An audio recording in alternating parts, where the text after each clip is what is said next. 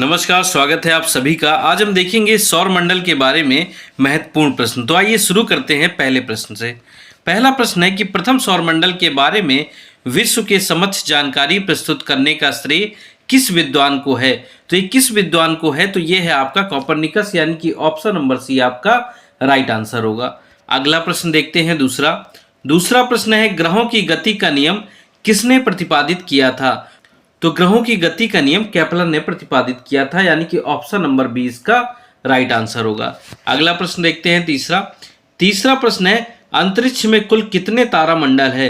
तो अंतरिक्ष में अगर तारामंडल की संख्याओं की बात की जाए तो ये है 89, यानी कि ऑप्शन नंबर सी इसका राइट आंसर होगा। अगला प्रश्न देखते हैं चौथा प्रश्न है निक्स ओलंपिया कोलंबस पर्वत किस ग्रह पर स्थित है। तो ये पर्वत स्थित है आपका मंगल ग्रह पर, यानी कि ऑप्शन नंबर डी इसका राइट आंसर होगा, क्या मंगल ग्रह। अगला प्रश्न देखते हैं पांचवा प्रश्न है सूर्य सदैव पूर्व में निकलता है क्योंकि। ऑप्शन नंबर ए कहता है कि पृथ्वी पश्चिम से पूर्व की ओर घूमती है, बी कहता है कि पृथ्वी पूर्व से पश्चिम की ओर घूमती है, और सी कहता है यह पूर्व में स्थित है, और डी कह रहा है कि इनमें से सभी। तो इसका राइट आंसर होगा पृथ्वी पश्चिम से पूर्व की ओर घूमती है, यानी कि ऑप्शन नंबर ए इसका राइट आंसर होगा। अगला प्रश्न देखते हैं छठवां प्रश्न है एक ग्रह की अपने कक्ष में सूर्य से अधिकतम दूरी को क्या कहा जाता है। तो अधिकतम दूरी को क्या कहा जाता है, तो इसे कहा जाता है अपसौर, और न्यूनतम दूरी को उपसौर कहा जाता है, यानी कि इसका आंसर हो जाएगा ऑप्शन नंबर बी। अगला प्रश्न देखिए सातवां प्रश्न है कि सूर्य के धरातल का तापमान लगभग कितना होता है। तो सूर्य के धरातल का जो तापमान है वो लगभग आपका होता है 6000 डिग्री सेल्सियस, यानी कि ऑप्शन नंबर डी इसका राइट आंसर होगा। अगला प्रश्न देखते हैं आठवां है मध्य रात्रि का सूर्य किस क्षेत्र में दिखाई देता है। तो ये मध्य रात्रि का कहाँ दिखाई देता है, तो ये भूमध्य रेखीय क्षेत्र में, यानी कि ऑप्शन नंबर बी इसका राइट आंसर होगा। अगला प्रश्न देखते हैं हम लोग नौवां प्रश्न है सूर्य के रासायनिक मिश्रण में हाइड्रोजन का प्रतिशत कितना है। तो प्रतिशत कितना है, तो ये है 71%, यानी कि ऑप्शन नंबर ए इसका राइट आंसर होगा।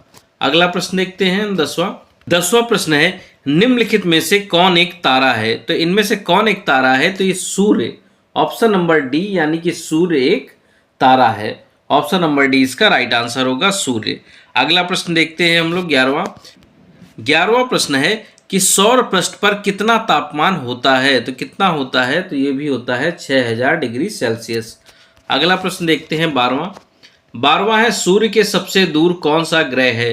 तो सूर्य के सबसे दूरी पर कौन सा ग्रह स्थित है, तो सबसे दूरी पर हमारा वरुण है, यानी कि ऑप्शन नंबर डी इसका राइट आंसर होगा।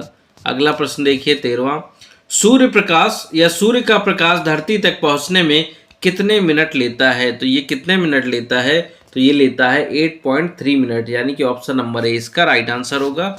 अगला प्रश्न देखते हैं हम लोग कौन सा ग्रह सूर्य के सबसे निकट स्थित है। तो सूर्य के निकट सबसे कौन सा है, तो बुध है, ऑप्शन नंबर बी इसका राइट आंसर होगा, बुध सबसे निकट ग्रह है। अगला प्रश्न देखिए 15वां है बुध सूर्य का एक चक्कर लगाने में कितना समय लेता है। तो कितना समय लेता है, तो ये लेता है आपका 88 दिन, यानी कि ऑप्शन नंबर ए इसका राइट आंसर होगा। अगला प्रश्न देखते हैं 16वां है कि किस ग्रह में चंद्रमा की तरह कलाएं होती हैं। तो चंद्रमा की तरह कलाएं पाई जाती हैं आपकी बुध में, यानी कि ऑप्शन नंबर बी इसका राइट आंसर होगा। अगला प्रश्न देखिए 17वां प्रश्न है दो ग्रह जिनके उपग्रह नहीं है वे हैं। तो दो ग्रह कौन से हैं जिनके उपग्रह नहीं है, तो वो हैं आपके बुध और शुक्र, यानी कि ऑप्शन नंबर बी आपका राइट आंसर होगा। बुध और शुक्र ऐसे ग्रह हैं जिनके उपग्रह नहीं हैं। अगला प्रश्न देखें 18वां सबसे तीव्र गति से सूर्य का चक्कर लगाने वाला ग्रह है। तो सूर्य का सबसे तीव्र गति से चक्कर कौन लगाता है, तो ऑप्शन नंबर ए है बुध, क्योंकि सबसे पास होता है। अगला प्रश्न देखते हैं हम लोग 19वां प्रश्न है निम्नलिखित में से किस ग्रह का अक्षीय झुकाव सबसे अधिक है। तो अक्षीय झुकाव किसका सबसे अधिक है, तो ये है आपका बुध का ही, ऑप्शन नंबर बी इसका राइट आंसर होगा। अगला प्रश्न देखते हैं 20वां और अंतिम प्रश्न है चंद्रमा के सदृश दिखाई देने वाला ग्रह है। तो चंद्रमा की तरह दिखाई देने वाला ग्रह कौन सा है, तो ये बुध ही है। आशा करता हूँ वीडियो आप सभी को पसंद आया होगा। ऐसे ही वीडियो देखने के लिए चैनल को लाइक करें, शेयर करें और सब्सक्राइब करना ना भूलें। अपनी तैयारी जारी रखें। मिलते हैं अगले वीडियो में, तब तक के लिए धन्यवाद।